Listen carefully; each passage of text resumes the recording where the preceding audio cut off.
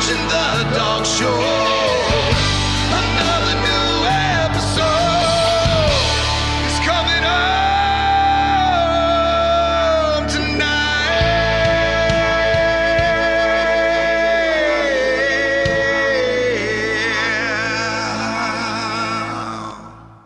Oh, I forgot the other one. There it is.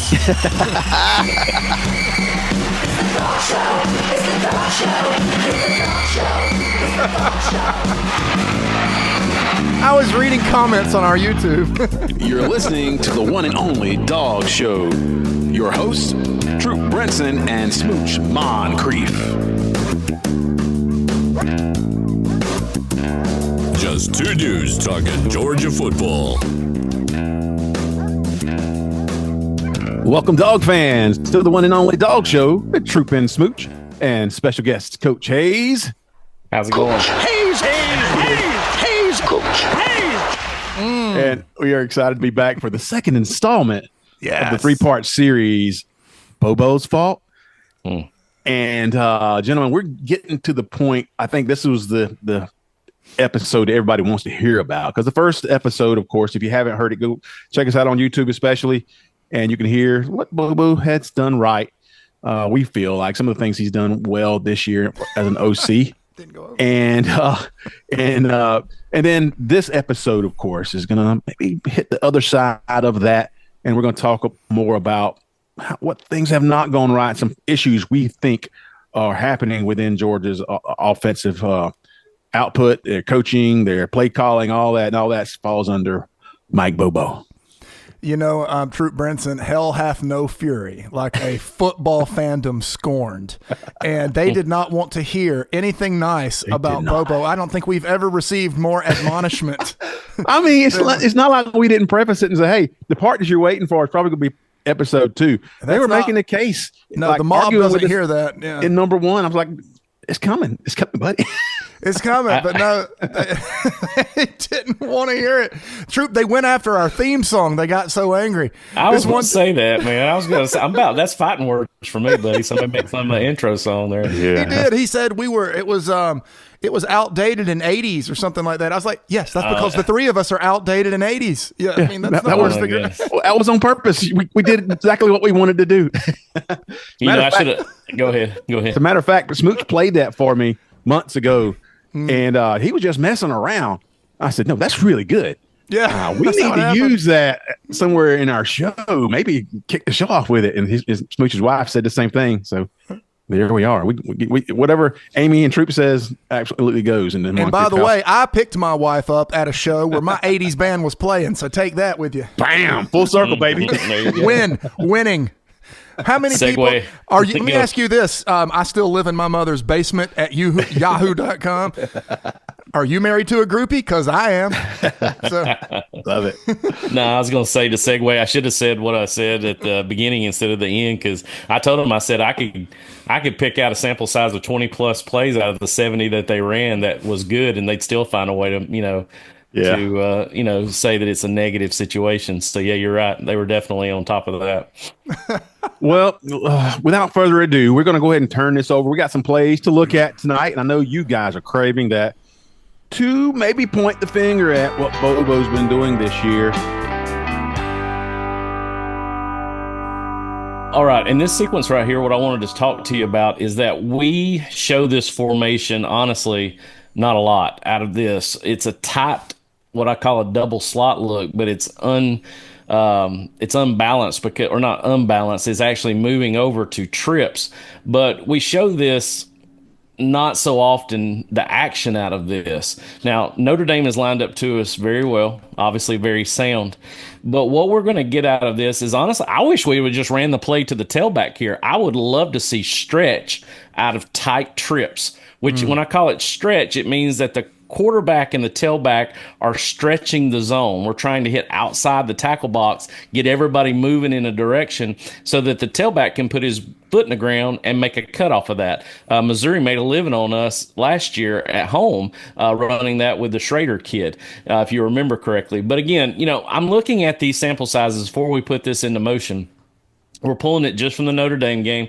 I could go back in hindsight so many plays that Coach Bobo calls. When I was an offensive coordinator, I would always go look at the sample size of plays that I called them outliers, where they just didn't work. There was no symmetry in the offensive sequence. I realized how much time did I put into practice that week to try to execute the play, and what I thought is why we're trying to do this here. So I concede Coach Bobo's why. He wants to get the ball in Dylan Bell's hands.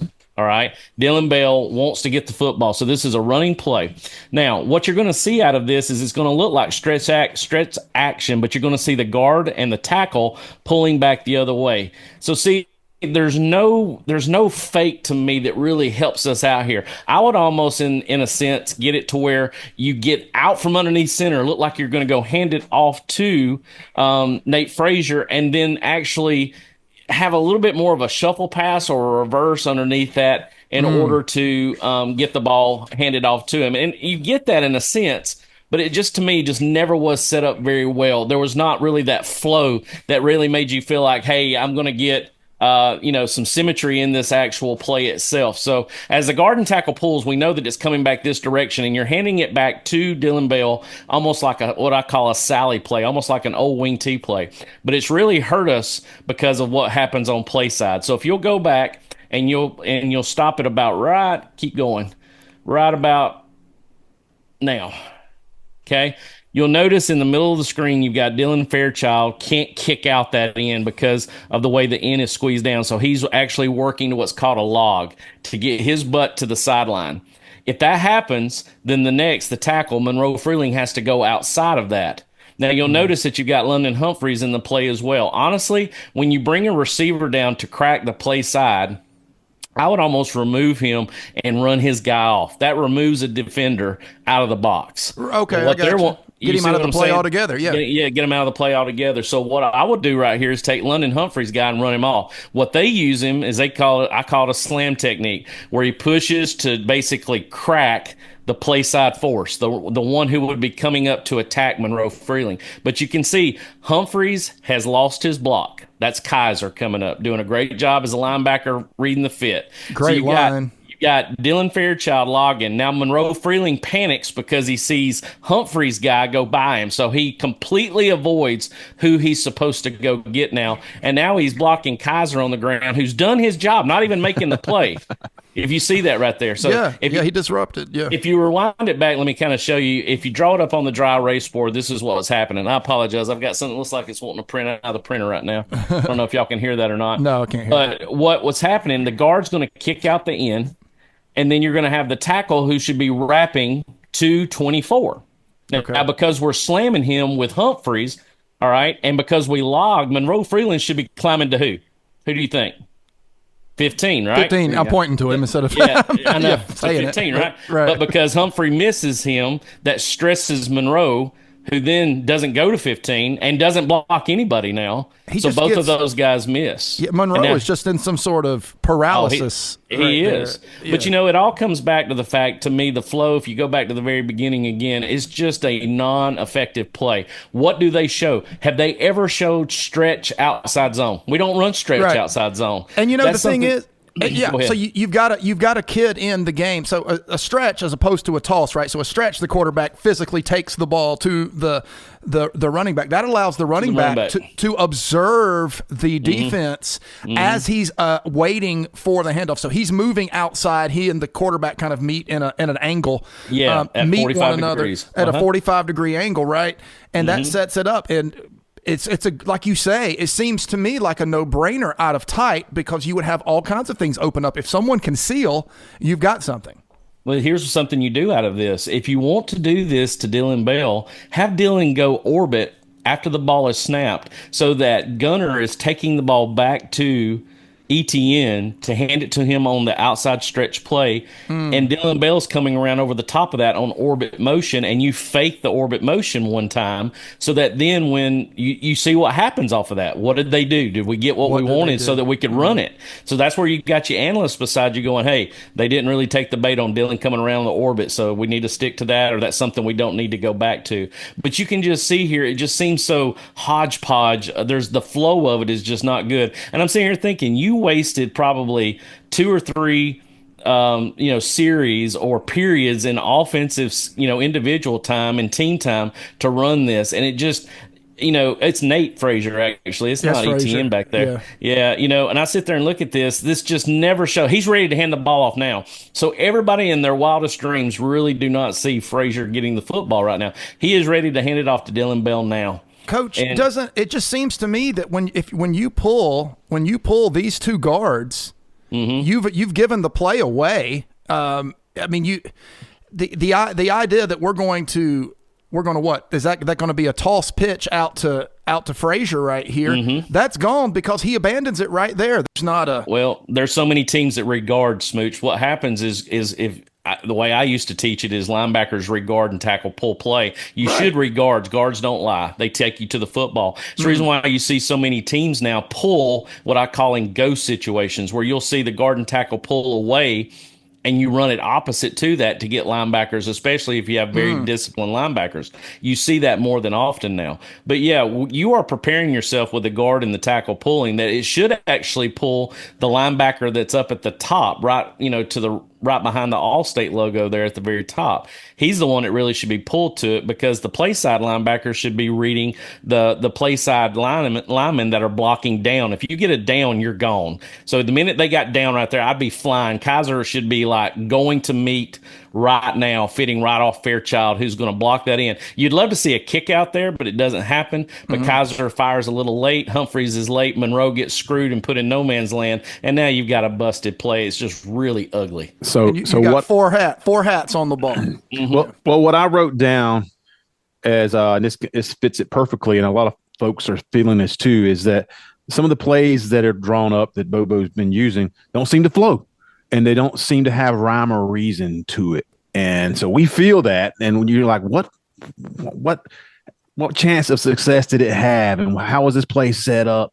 And something's missing sometimes in there, and just the casual fans can feed it. It just doesn't feel like that he's calling plays at that level that we need. And you see some of that there where you can't just make sense of it. So yeah.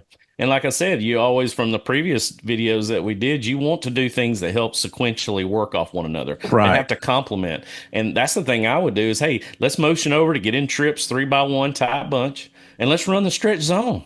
Let everybody block it. And you can bring Dylan Bell back around in orbit off of that, and you hand the ball off, you fake the ball to Dylan Bell coming around on the reverse, and you see what they do to it. And then all of a sudden you've got analysts up there in your ear saying, hey, they really bit hard. That I think we can hand it off on the reverse later in the game. You're doing something of that nature versus it being, hey, let's just try to run this play all of a sudden just because it seems like it would be a good idea to get it in Dylan Bell's hands, which I understand, but there's no fluidity to it. There's no rhyme or reason to it.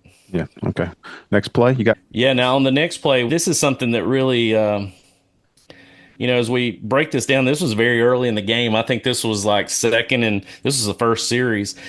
This is just delayed sprint out action. But there's two things that I'm seeing out of this. First off, there's nobody to block for the play side in. So what's going to happen here, you can barely see off screen. ETN is actually back there. Believe it or not, he's very deep. I don't mind running plays from under center. I have no problem with that. No. But what I see out of this is you end up getting basically what I call deuces right yap. What I mean by yap is you got a tight end with an H that are basically nubbed on the downside. That's what's to our side right now. You got the twins up top. You're going to bring the slot in motion. Okay, so what you're going to get out of this is Humphreys, the single receiver left, is going to be on a go or a comeback, which is going to clear the corner. You're going to have your tight end Delt running a drag across, and I think it's your Rossick or Lucky. I think that's Lucky. He comes across on split action like he's going to block for the split, and he's in the flat. So what this is just boot play action, but it's run out of what I call a knife sequence, knife straight back and then delayed sprint out. But what I noticed out of this, he did this in the Texas game, but he did it to the wide side of the field instead of the short side of the field. And plus, he doesn't get depth out of this play action. So I want you to just kind of run it through real quick so you can see it off the jet action that we never hand off, it seems. There we go. Now, as you pause it, this is what bugs me about this situation.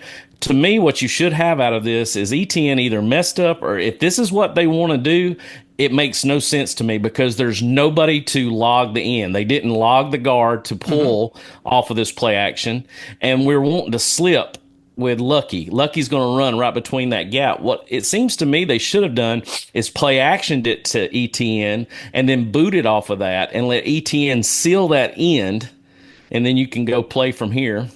Yeah, this is like a waggle almost. It to me is just boot play action off the sprint. So right here, pause. See, to me, you can see Humphreys vacating. He's leaving on the vertical. You got Delp who's coming across on the drag, and you got Lucky going into the flat. So that's your 3 levels of the flood, as most people have heard that call. Where you should have off play action the tailback blocking that edge, and then you roll after the play action. Now you boot, get some depth off of that. So now you see the 3 levels in your line of sight.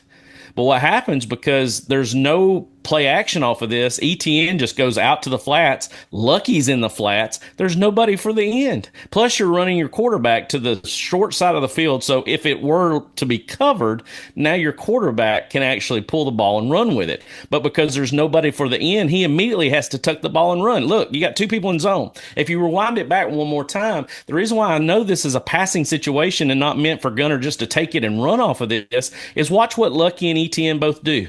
If Lucky and ETN were supposed to be blocking off of this, because this is like a naked, where you're just pulling naked and you're supposed to run like almost like a sprint draw. In this case scenario, you're sprinting out and then you're just going to pull and go with it. Is that they're both looking back for the football. They think there's a possibility of an opening here. And I really do think this is an execution issue, but it's also, why run this to the short side of the field when you're trying to flood the zone with a quarterback who can pull the ball down and run with it? You put too many situations right here where if we're on the wide side of the field, I think Gunner is able to outrun that defensive end, or he's able to make a play on that guy so that he can't, come up and cause distress to him right here. But there's a screw up somewhere, because you got 2 guys in the same zone, a defensive end not blocked, and you're running the play to the short side of the field. Which I know this play right here should be a successful play. This is the identical same play they ran against Texas, where Gunner runs over the guy at the end, and that's where everybody gets fired up about how, Gunner's in the ball game. He's taking over it with the moxie he's got, and everybody's behind him. But he has no chance right here whatsoever for this to be a successful play, because A, they screw it up, and B, I just don't understand why they're running this to the short side of the field, why they don't have some kind of play action off of this where somebody's got to seal that edge, whether they block down and the guard wraps like true play action boot, or whether off the play action and you flood the zone with your tailback off the play action and let the tailback block the edge. So to me, that's just, again, I really scratch my head about this one, because to me, this is a simple no-brainer. I'm sure they practiced this a lot prior to going to the Sugar Bowl, and you just got to screw up with, to me, with I just don't like this being called into the short side of the field. Yeah, with 40 here on the end, I mean, he gets a completely free release. Yeah. So what you've done is you've given a free release to a D end against your quarterback with the short side of the field. Not to mention, there's no space. There's no room for him to do anything. So if you just give him some space, he could literally, this is college ball, he could outrun him to the sideline. Instead, he gets inside of him, but like you said, there's no, it's difficult to see for me. Like, you can probably see, Coach, what the goal was. I can't even see the objective of this play. To me, what I would see out of this, if you do true play action to ETN off of this, you get depth. So you get back there to where he is. Now you're deeper. Now you can slip off of that and maybe dump it down to Lucky. But putting 2 guys in one zone, you've got Kaiser that's going to take the split coming across. There's somebody on the drag that's got him manned. I mean, it's just manned up from the beginning. It really puts you at odds when you've got a +1 quarterback that can really hurt you with his legs, and you're trying to run flood into the short side of the field with the defensive end not being blocked because you don't get that proper spacing. I actually broke that down in a previous video myself against Texas, is that I don't understand on their delayed sprint outs where they have what I call just a knife sprint, because you look like you're going straight back and then you sprint out. Why they don't have some kind of log to that, a guard logging, or a tailback off the play action. Explain logging for our listeners right now. Log means basically that the whole entire front will block down. They'll block down towards the Allstate logo, and the guard that's on this side will pull like it's a gap scheme. Right. So what he does is it looks like everything's going one way, And then when they boot off of it, the quarterback boots off of it, that end that's up there that's free ends up getting either you try to what's called a log technique where the guard would actually go up and log his hind part so that he can't, so the rollout can take place and we can get outside the hash to the numbers and not have edge pressure in your face the minute you boot out of this. Interesting. Now, just a point to our listeners, we're showing you just a few plays from the most recent game where Georgia really struggled offensively. We know that there's a whole season worth of plays that would make your case, our case, anybody's case, why Bobo hasn't done well. But we don't really want a 3 or 4 hour show. So, I've already read some of that. And so we're just picking out a few plays and having some commentary on it and forming our opinions. We've already got some opinions formed regardless of these plays, but these do show some of the issues that keep popping up. And when it happens over and over and in the context of a game, your offense can struggle. So even though it's just 2 or 3 plays, when you have 15, 20 of these plays where you're scratching your head like, what are we doing here? It's the waste. It's almost like a waste of resources, Coach. The fact that practice time was spent on this and it looks like a high school broken play. It does. I sit there and think about it. If you rewind it back to pre-snap, think about us running this from the left hash. There you go. Think about the left hash running the football, and think about if we gain depth off the play action. And let's just say ETN does supposed to come downhill, and we're not supposed to get depth, Stockton, get depth, and then all of a sudden that 40 pulls you up. Now you can outrun him because you got more space. And if Kaiser, the linebacker who ends up taking Lucky out of the backfield, comes downhill to come tackle you, before you go across the line of scrimmage, dump it to Lucky. Having 2 guys in one place, to me, is the first thing that tells me this play was a screw-up. And then secondly, to me, Stockton not getting depth off of this doesn't help either. I wonder something else. Watch ETN after the play. Watch what he does after Gunnar Stockton's tackled. Run it all the way through. It looks like he's looking to his sideline. He does, doesn't he? He Yeah. does, but a different body language. Yeah, you're right. Yeah. So, that's the reason to me that's just poor execution, but also to me, not a good play call for 2nd and 12 to me, honestly, going into the boundary like that. This is something I know a lot of Georgia fans saw under the Monken time that I absolutely love, which is called an RPO concept. You think, first off, what is Gunnar able to do for you?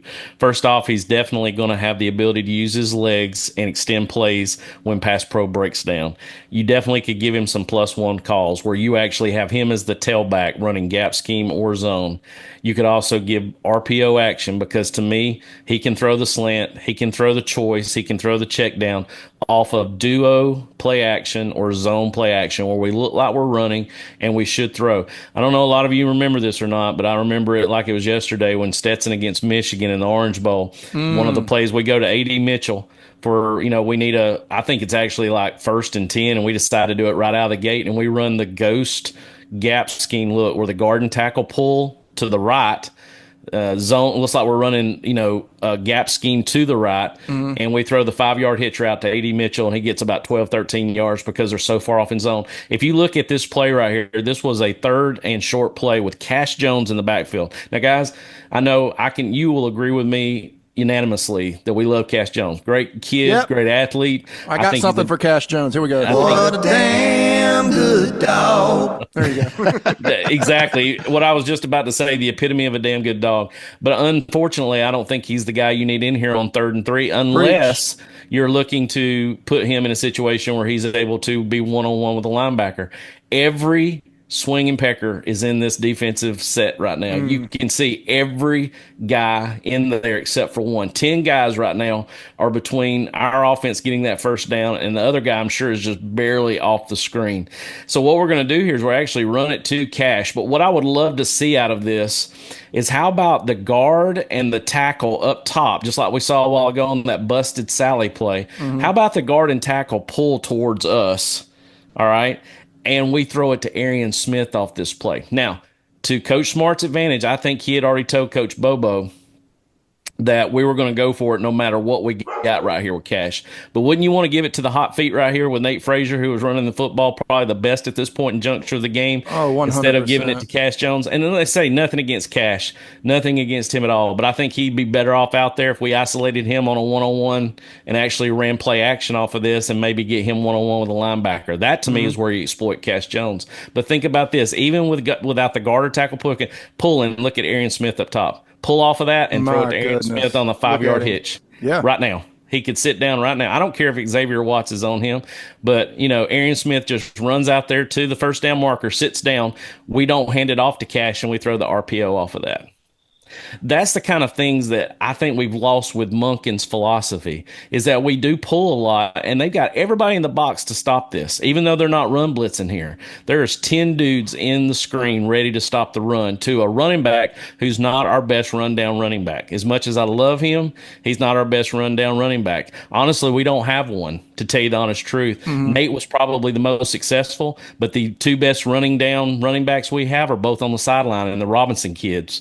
So, that's the problem that we had this year as well. We had two scat backs that were trying to carry the team, and we just couldn't do those things to execute that were necessary when they were called on. And so that's, to me, what you do. You exploit what you're, decently good at when you've got guys down in the box. Why don't you RPO off this to Arian? I don't understand that. And the reason why I say that is because we never did it. We never showed any kind. I think we RPO'd 2, maybe 3 times in the game, but it was never off of this action right here, which is something I would love for us to do. When I saw, and I'm hoping this wasn't the thought process, when I saw this alignment, and this is one, if you are, anywhere around the Twitter sphere or TikTok or whatever it is, when these games are played, this was the play, coach. This was the play where the armchair guys and honestly, a lot of the casuals just jumped in like, what in the world was that?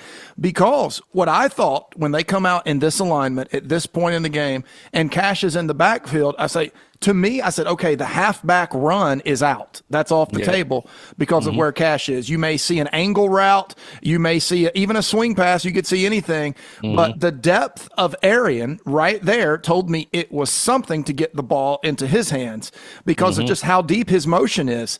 And it was when he hands it off to that's aside from Phillips, he's our smallest running back. He may be smaller than Phillips. I'm not sure. They're just running base Zulu out of this right here. They're doing it out of the pro personnel, which I'm perfectly fine with. But I disregard the fact that Cash is just not the back you want to have in on 3rd and 3, especially when you got 10 in the box. Now, this can come down to a lot of people's philosophies that I've heard, and something that I think that Gunner will be better at as we move and progress into this year. There's got to be more situations where you can check with me at the line of scrimmage and let him check out of this play to be able to run something differently. And that's something I don't think Gunner had a lot of liberty to do. I think he was going to run the play that was called. That was one of my questions. Did he have the liberty to make those changes? Exactly. And, I talked about that in the previous show where, a lot of times that quarterback can read hats and understand, man, I got 10 guys in the box right here. I've got 9 guys within 3 yards of the football and with an extra guy sitting there. Of course, all 11 are tightly packed in, but this is where you want to stretch them out.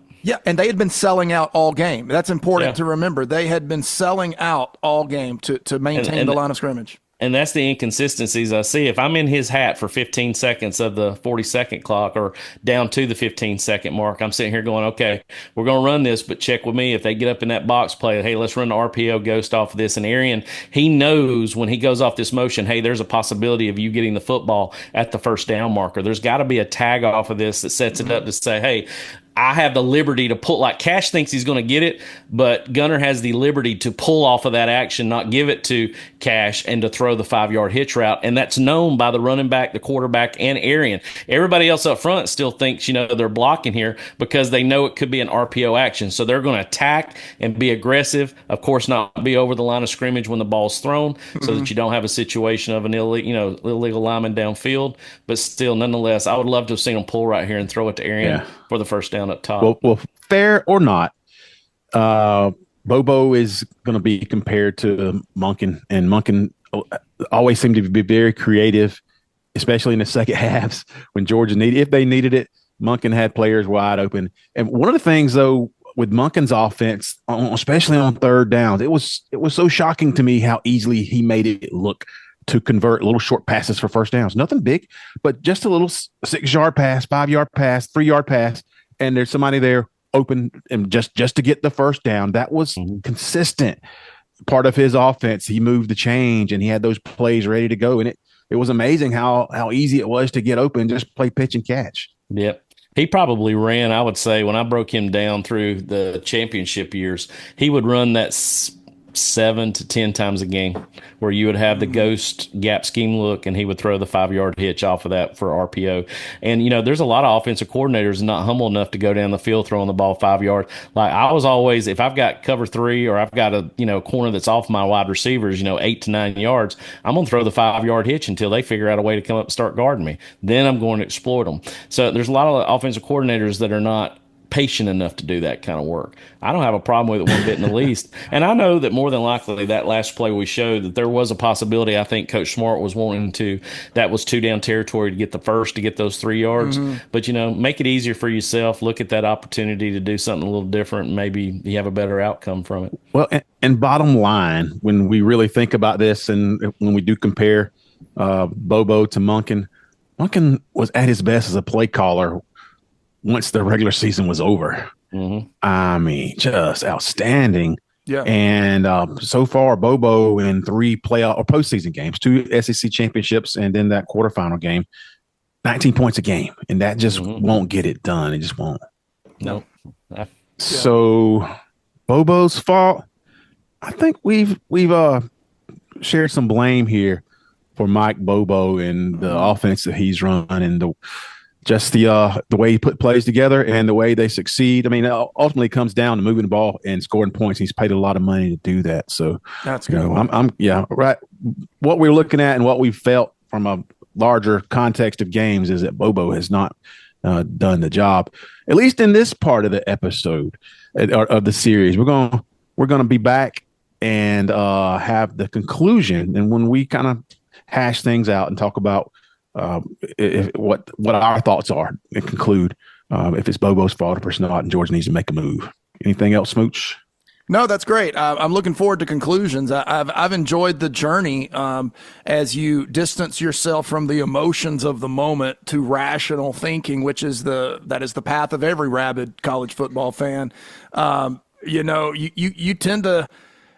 I've been back and forth, but I'm going to come back to my initial teaser. I'm going to come back to my initial stance, I believe, is where I'm going to end up landing on this. We'll hit it in our conclusion episode, Coach. All right. Thanks for folks, for Coach Hayes and Smooch Moncrief. This is Troup Brinson. We're back with part 3 of This Bobo's Fault from The Dog Show. This is The Dog Show with Troup and Smooch. It's the dog show. It's the dog show. It's the dog show. It's the dog show.